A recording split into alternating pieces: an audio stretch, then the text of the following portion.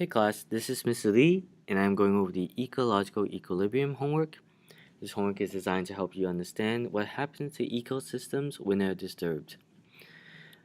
If you got below an 80 on this, you can resubmit it and get up to an 80. If you did well on it, you can still watch this video to get a review. So, put in your last name, your first name, and what period you have bio. Moving on. For this first section, marine populations in balance, there are three organisms: otters, urchins, and kelp. On this graph, it shows you how much of them there are in the ecosystem. The y-axis shows the population size, and the x-axis shows the year or the time. So these populations change in size over time. In this community, again, a community means different organisms that live in the same area. What is the producer? Producers are plants, so the plant here is kelp. Next question. In this community, what is the herbivore? Reminder that herbivores eat plants, so while there is no food chain here, urchins, you can look this up on Google, eat kelp. So you click urchin. The next question, in this community, what is the carnivore? Carnivores eat meat or other organisms. And so the carnivore here would be the otter because it eats the urchin. Next question is, between the year 1930 and 1950, what two populations decrease? So going up to the graph, from 1930 here to 1950, you see that two of the lines are going down or are decreasing, and one line is going up or increasing. The two lines are brown and green, so which represents the otter and the kelp populations. So the otter and the kelp populations are decreasing. Next question. Between the year 1930 and 1950, what populations increases? So going up to the graph, from 1930 to 1950, the blue line has a positive slope or it's going up, so this shows that they're increasing, the urchins. So what population is the urchin? Next question. Based on what the graph shows, select the statement that makes the most sense. You can read all of the statements yourself, but the one that makes sense is this one. When otter populations are high, then kelp populations are also high because the otters eat the urchins, which prevents the urchins from eating all the kelp. So this is represented in the graph from the year 1980 to 2000. 1980 to 2000. You see here that the otter population is going up and the kelp population is going up, but the urchin population is going down. When the otters eat all the urchins, that means there's more otters because they have more food, and the urchins go down because they're all getting eaten up. But because there are less urchins, they're not eating up all the kelp, so that kelp population is also increasing. So on the test, you'll be given a graph that looks similar to this, and you'll be asked what is happening to the organism. So you can, if the line's going down, that means they're decreasing, or their population is going down.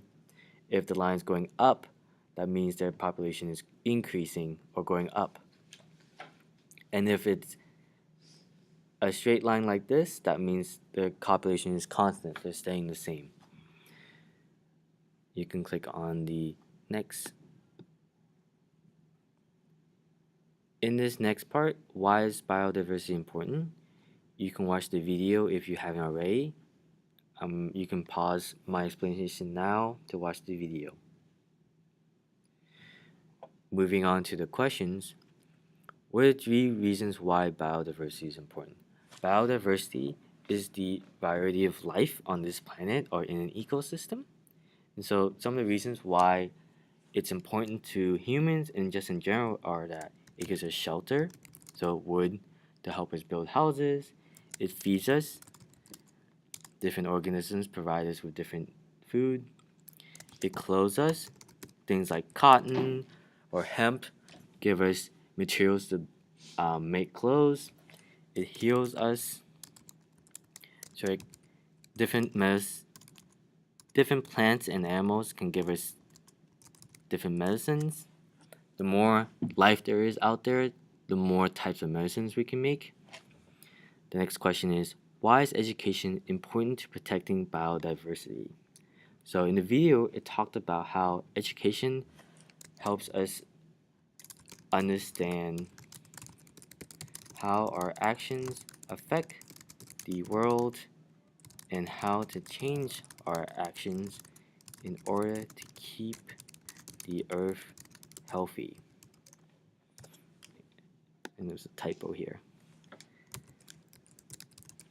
So in the video, the kids went on a field trip and they visited the forest, and then they made some posters and had a kind of event to help awareness. So education is not only important in understanding the environment and the world around us, but also tells us how we can change our actions to make it better. So moving on to the next section. These are questions related to biodiversity, and for these next couple of questions, you'll be using this food web. In the community above, if the population of snakes decrease, which of the following effects would you expect? So snakes are here, and you can read through each of the different answer choices. But if there are less snakes, that means that hawks might not have as much food. The squirrels there might be more squirrels because the snakes aren't eating them, and because there are more squirrels, there's less sagebrush because the squirrels are eating up all of the plants.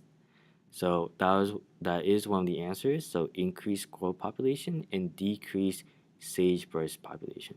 So if you're drawing this on your paper, you would draw a down arrow for the snakes because they're going down, an up arrow for the squirrels because there aren't as many snakes to eat them all, and then a down arrow for the sagebrush because there are so many squirrels that they eat up all the plants. For the next section, in the food web above, what changes can be expected if the sheep population is killed off by overhunting by humans? So going up to the graph, you see that sheep is here. So if their population is going down, draw a down arrow. Then you might expect sagebrush to grow more or have a greater population because there aren't as many sheep around to eat them. Or another effect might be coyotes would also decrease because they don't have as much food. Another effect you might see is lizards might also decrease because there's less sheep for the coyote to eat, they'll have to eat more lizards in order to survive. So if the sheep population are killed off, then the coyote population will probably decrease and eat more lizards like we talked about. Moving on to the next question. Which of these human activities would result in increased biodiversity in the area? Again, biodiversity is the variety of life in an area or in the earth. So more biodiversity means there's more different types of organisms. So the one bringing a top predator from one ecosystem to another, like we talked about for invasive species, a top predator from another ecosystem might mess up and actually reduce the biodiversity, so that's not the right answer. Reintroducing a native fish to a lake, that might be the right answer because you're adding a fish that's already was a part of this ecosystem but might have been removed for whatever reason. Draining a healthy wetland to plant crops, draining a swamp or marshland to make crops means that you're removing all of the existing life and putting human crops there. So that would be decreased biodiversity. Next answer is counting the species of plants in a meadow. Simply counting the species doesn't change the biodiversity. You're just observing. So the correct answer is reintroducing native fish to a lake. Moving on to the next question. Which of these human activities would result in decreased biodiversity in areas? So decrease means there's less types of life. So returning fish species back to Gulf, that's not the right answer because you're looking for decreased biodiversity or less variety. Counting the number of species in the Gulf, like we talked about in the last question, simply counting them doesn't change the type of life in an ecosystem. The next question is cleaning up a recent oil spill in the Gulf. So cleaning up an oil spill would help a ecosystem because there are more plants or organisms might be able to survive because it's not oil. So that would result in increased, not decreased. The last one is causing an oil spill in the Gulf. So if humans were to cause an oil spill, it might kill a lot of organisms like plants and animals, and so that would definitely result in decreased biodiversity. So that is the correct answer. The next question is wolves are an example of a top predator that has been eliminated from many areas through hunting, which is the most reasonable explanation of the fact that scientists observed greater plant diversity in Yellowstone National Park after gray wolves were introduced there. So wolves, again, are top predators. Oh, it's not on this. Are top predators, and they're carnivores. They eat things like deer and squirrels and snakes and other animals. But this question is related to why is there more plant diversity? So reading through these answer questions, wolf packs create open areas for plants to grow. This might be true, but we're just going to skip it for now and come back to it.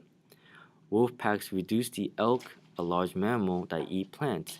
That makes sense because wolf packs eat the elk, and so because there are less elks, they're not around to eat all the plants up, and so more plants are able to grow. So that's probably the right answer, but we're going to check the other answers.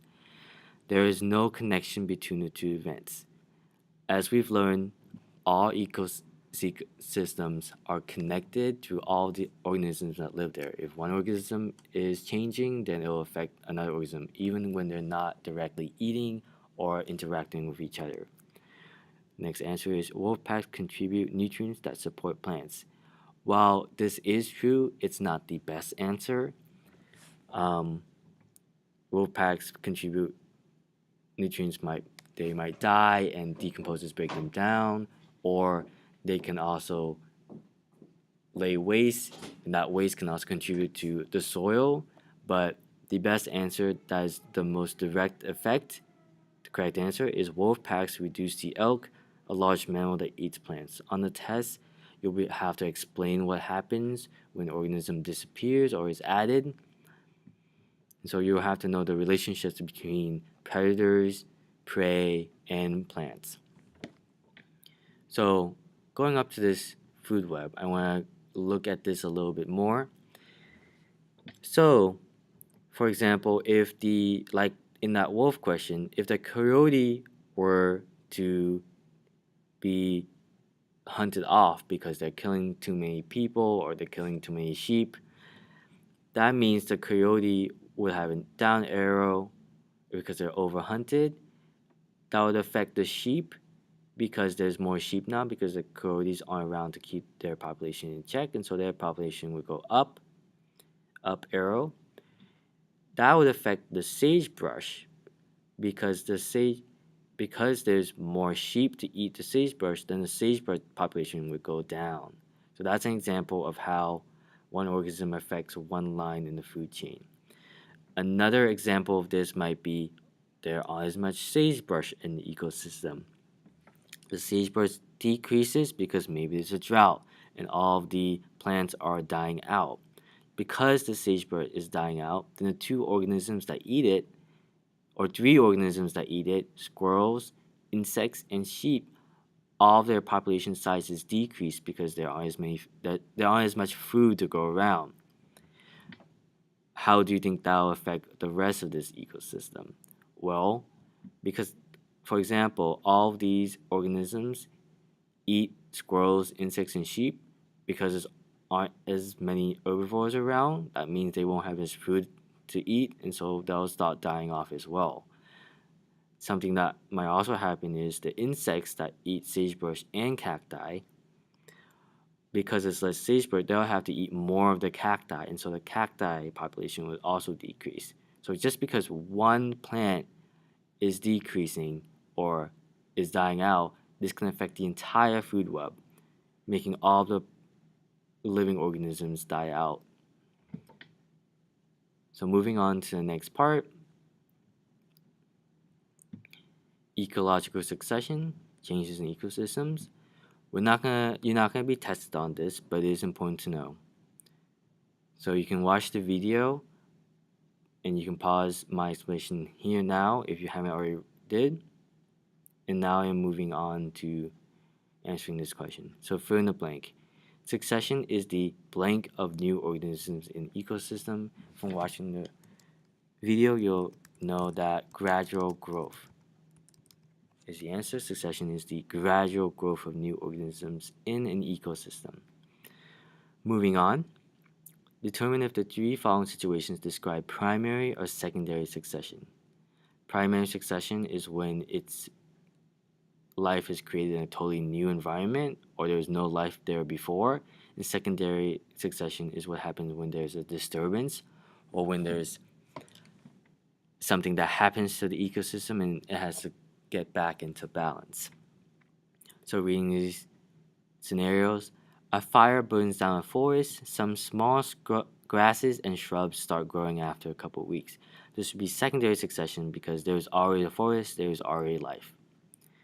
Next question is, a shopping mall where no plants and animals live has been abandoned. After a couple years, grass starts growing between the concrete and stray animals start living in the buildings. So this shopping mall where there's only concrete and steel and there was no plants and animals and no humans either because it's been abandoned, there's no life there before, but then after a couple years, life starts colonizing again.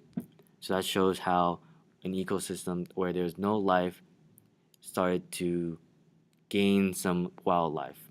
So that would be primary succession. The next question is, an oil spill near a beach wipes out several species of plants and animals. As the oil is slowly removed by humans and natural processes, new plants and animals start living in the beach ecosystem. Because there is already life on this beach with like plants and animals, this would be secondary succession. Because the plants and animals start living again. And the difference between primary and secondary succession, as I explained before, is that primary succession happens in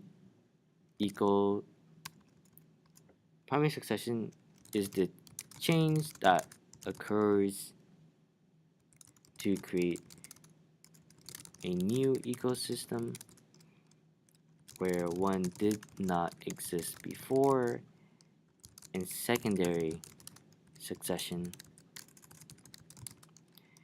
is the change that occurs where an ecosystem already exists.